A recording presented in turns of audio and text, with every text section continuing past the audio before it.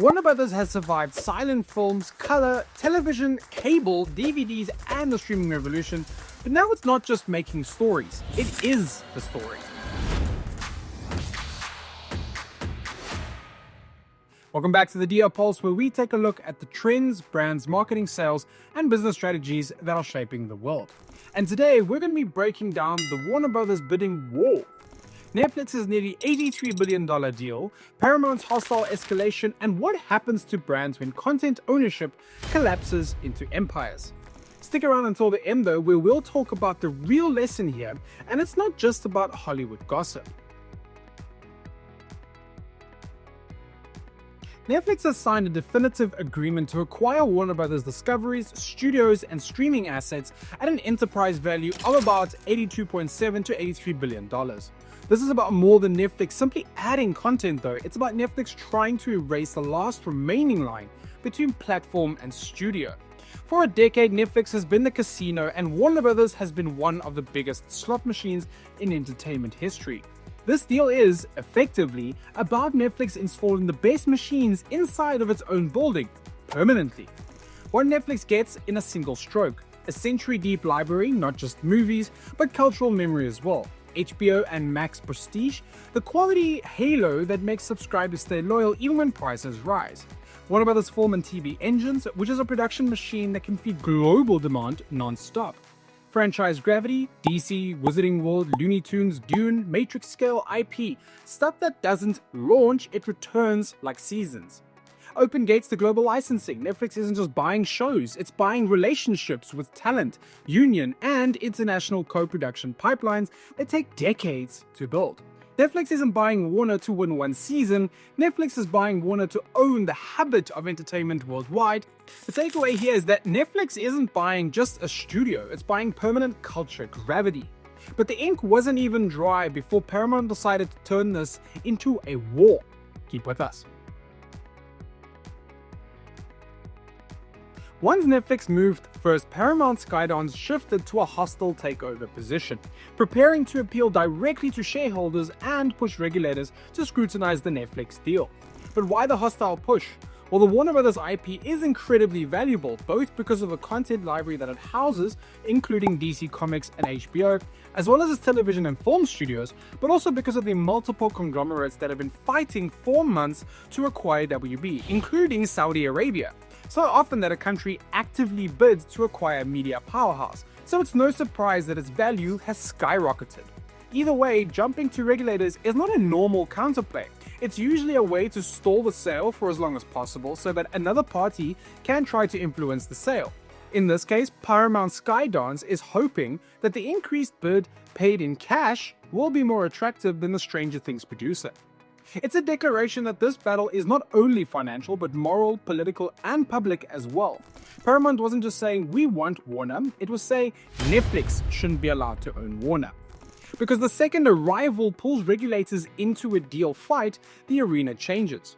Boards stop thinking like investors, audiences start thinking like citizens, and the story becomes legitimacy versus dominance.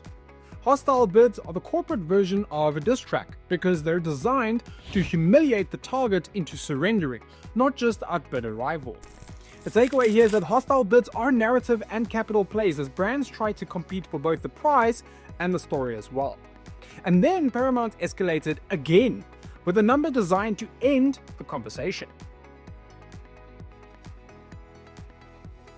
Paramount Skydance has now launched a $108.4 billion all-cash hostile takeover offer for all of Warner Brothers Discovery. This is a brief overview of what each deal looks like. Netflix's bid is carve-out cash plus stock, studio and streaming focused, while Paramount's bid is everything now and in cash. That's all cash. And the details matter here for three reasons. Number one, it removes uncertainty. Number two is that cash is louder than promises. And number three, it forces the board into public daylight. Saying no to cash looks like rejecting certainty. And when it comes to owning one of the world's most prominent and lucrative content libraries, certainty is paramount. It also screams inevitability because a cash bid says, we're not asking, we're arriving. But there is a shadow attached here. Paramount isn't just buying the crown jewels, they're buying the whole kingdom. Networks, cable baggage, news complexity, and legacy costs. This is a high-risk, high-signal play. It tells the market we'd rather overpay than watch Netflix become the sun that everything orbits around. Takeaway here is that this isn't a counter-offer. It's Paramount attempting a one-move reshuffle of Hollywood's hierarchy. So why is Warner Brothers the trophy that everyone is willing to bleed for? Because Warner is one of the last rare monsters in media, an asset that gives you scale, prestige, and internal IP in one vault. It has franchise gravity. Warner owns stories that span generations. These are family heirloom brands, the kind that survive recessions, platform shifts, and cultural mood swings. When subscription fatigue hits, legacy IP is the antidote. Number 2 is prestige legitimacy. HBO isn't just content, it's a creative quality stamp that signals seriousness. Buying Warner means buying instant creative authority, a brand halo that takes decades to earn. Number 3 is industrial infrastructure. This is about more than IP, it's about production ecosystems. Talent pipelines, studio machines, licensing webs, theme park integrations, and global distribution muscle. Infrastructure that normally takes decades to build and converts to dominance overnight.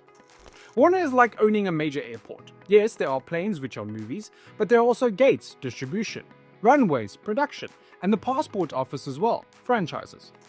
The takeaway here is that Warner Brothers is a shortcut to owning attention at scale, and it seems that Paramount will exhaust the corporate playbook to make sure that Netflix has to take the long road around. And when attention concentrates, brands downstream feel the shockwave of a content monopoly. If either bid succeeds, we move closer to a world where one or two giants control most premium storytelling. Here's what that does to brands. Higher tolls for adjacency, because fewer owners means fewer gates. If you want access to top-tier audiences or iconic franchises, the price goes up fast. Brands don't just buy ads anymore, they buy permission. Second is algorithmic dependence. Visibility stops being negotiated in boardrooms and starts being decided in recommendation engines. A brand can become globally famous or invisible based on one ecosystem's logic. Number 3 is creative homogenization. Monopolies optimize for safety. That means fewer weird hits, fewer subcultures, fewer breakout niches, and brands lose diverse cultural rooms to position inside.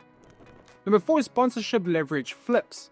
If the same company owns platform and IP, it bundles everything. Ads, integration, merch, events. Brands become renters in someone else's universe. And number 5 is attention inflation. When culture is controlled by fewer players, price discovery breaks. The cost of relevance rises because demand has nowhere else to go. The takeaway here is that a content monopoly doesn't just change entertainment, it reprices culture, and brands pay the difference. And in the center of that culture, Warner's own identity is about to be rewritten. Warner Brothers is standing at a brand crossroads, and the shield will mean something different depending on who wins. If Netflix completes the acquisition, Warner becomes part of a tech-first identity. HBO prestige scales worldwide, and DC-level franchises get algorithmic superpowers.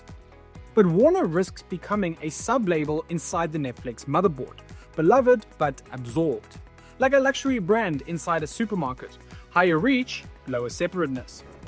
If Paramount wins the cash hostile bid, Warner becomes the flagship of a legacy media mega merger. The shield probably stays front and center, but the combined brand might feel like consolidation of the old guard rather than reinvention of the new. Great for stability, risky for cultural momentum. Either way, Warner shifts from studio brand to strategic asset brand. Audiences stop reading releases as Warner films, they read them as moves inside an empire. Warner's meaning changes from the place stories come from to the proof of who owns stories now. The takeaway is that Warner isn't just being bought, it's being repositioned as the symbol of who owns Hollywood next. This isn't a war for movies, it's a war for cultural control. Because in 2025 and beyond, the companies that own the stories own the market. And if you're a brand watching this from the sidelines, here's the real takeaway. Attention doesn't just follow culture. Attention becomes culture when ownership concentrates. I'm Rob, and this has been the DR Pulse. If this breakdown rewired your strategy brain, hit like, subscribe, and tell us, Do you want one super studio running Hollywood, or is this the start of a content monopoly era?